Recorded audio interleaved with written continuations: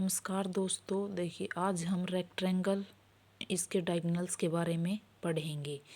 ये हमारे पास एक रेक्टेंगल है जो बी से लेके डी तक ये जो लाइन खिंची हुई है अपोजिट जो पॉइंट है किसके, ये रेक्टेंगल के। ये हमारे पास अगर मिल जाते हैं, मिला दिया जाता है इनको, तो ये हमारे पास डायगोनल बोले जाते हैं। रेक्टेंगल के दो डायगोनल है, एक बी डी है और एक ए सी है जो ओ पर कट कर रहे हैं। डी सी को हमने एल मान लिया, बी सी को हमने बी मान लिया। फिर हम क्या करते हैं, इस ट्रायंगल से निकालते हैं बी सी और डी। In triangle B C D, C हमारे पास कितना है 90 डिग्री। रेक्टेंगल के फोर एंगल्स 90 डिग्री के होते हैं।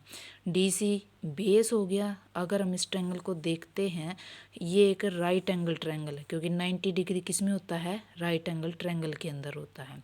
तो डी सी को हम बेस मान लेते हैं, बी सी को हाइट मान लेते हैं।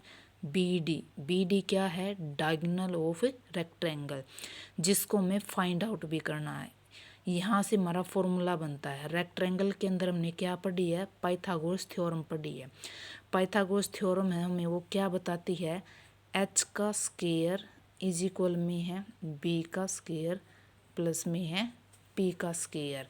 यानी कि एच मीन्स हाइपोटेन्यूज, बी मैंने बेस और पी मैंने परपेंडिकुलर होता है।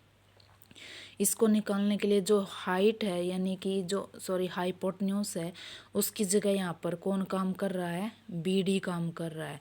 यानी जो बी डी है वो हमारे पास ये राइट एंगल ट्रायंगल के हिसाब से देखें तो क्या है, एक हाइपोटेन्यूज का काम कर रहा है। और बी डी रेक्टेंगल के हिसाब से देखें तो क्या काम कर रहा है, ये हमारे पास डायगोनल का काम कर रहा है।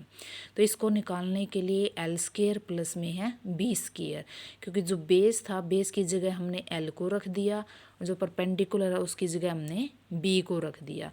फिर ये स्क्वायर था, ये इक्वल का बीच में इक्वल हो गया। तो जब ये इक्वल के निशान से उधर जाएगा तो जो ये स्क्वायर है ये स्क्वायर रूट के अंदर चेंज हो जाता है। तो ये एल स्क्वायर प्लस में बी स्क्वायर रूट के अंदर आ जाता है। ये तो हो गया हमारे पास फॉर्मूला डायगोनल्स निकालने के लिए। अब हम इसके लिए क्या कर लेते हैं, एक एग्जाम्पल देख लेते हैं कैसे निकलता है। एग्जाम्पल है, जैसे हमारे पास हमने क्वेश्चन ले लिया, रेक्टेंगल है, डी सी को हमने 4 मान लिया, बी सी को 3 मान लिया। जो बी डी है वो हमें फाइंड आउट करनी है। ट्रायंगल आप कोई भी ले सकते हो। अगर ए सी डायगोनल को लोगे तो हमारे पास ए डी सी ये वाली ट्रायंगल काम करेगी। हमने बी डी को ट्रायंगल ले लिया है, डी सी और बी सी साइड ले रखी है, तो इस वजह से हमारे पास जो ट्रायंगल बनेगी बी सी डी बन जाती है। डी सी को हमने 4 ले लिया है, बी सी को हमने 3 ले लिया है। बी डी हमें फाइंड आउट करना है, जिसको हम डायगोनल बोलते हैं किसका, रेक्टेंगल का।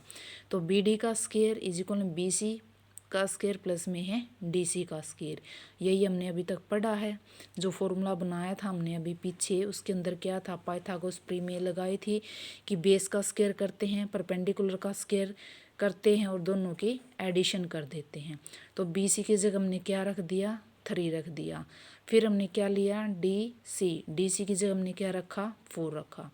3 का स्क्वायर, 3 के स्क्वायर का मीन्स क्या है कि 3 की मल्टीप्लाई 2 टाइम करेंगे, जैसे 3 3 जा 9, प्लस है तो प्लस लगा दिया हमने। फिर 4 का स्क्वायर, इसका भी क्या वही मीन्स है कि जैसे 4 को हम 2 टाइम मल्टीप्लाई करेंगे, यानी कि 4 की हमें 2 बार गुणा करनी है। तो 4 4 जा 16 हो जाएगा। फिर हम इन दोनों को प्लस करेंगे। 9 में जब 16 को प्लस करोगे तो कितना बन जाएगा, ये 25 बन जाएगा। फिर यहाँ पे बी डी का स्क्वायर था, ये 25 के इक्वल आ जाता है। फिर बी डी निकालना था हमें, तो ये मैंने बताया था जो स्क्वायर है इधर आकर के ये क्या बन जाता है, स्क्वायर रूट में चेंज हो जाता है। तो इसका जो स्क्वायर रूट है, जिसको स्क्वायर्स याद होंगे वो तो स्क्वायर रूट भी निकाल लेगा, 5 आ जाएगा। अगर आपको नहीं निकालने आते तो हम प्राइम फैक्टराइजेशन करते हैं।